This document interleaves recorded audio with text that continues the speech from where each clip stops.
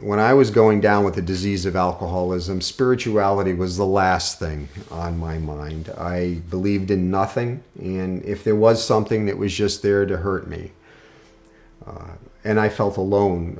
Alcoholism and addiction need isolation to fester, and I felt total lack of connection.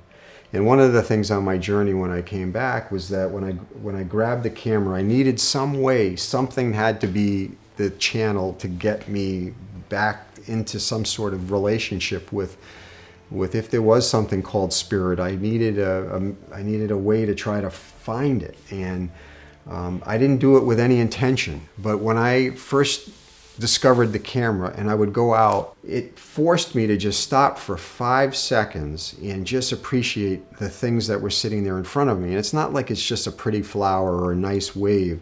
If you get quiet enough and you sit there, you feel an energy that is just, you're sitting in the middle of this incredible energy that tells you you're not alone. And so spirituality is, for me, it's a connection. We're part of something bigger. I really do believe that anything that happens in this room in some way reverberates out and affects others. We're all in this sort of energy field that we're not isolated. We're in different bodies, but you walk through the woods and you feel the energy from the trees.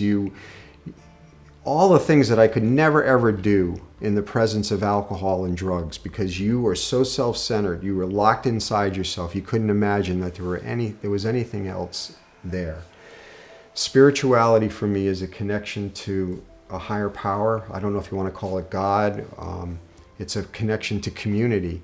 I've never been a part of a community. I've always been isolated. I didn't want to be near anybody. And what happened with the camera is that when I would go out to seek just nature, I would run into people. And it was those interactions with people that taught me that there is a true connection. It was unexpected that the stories of my book came from when I ran into people.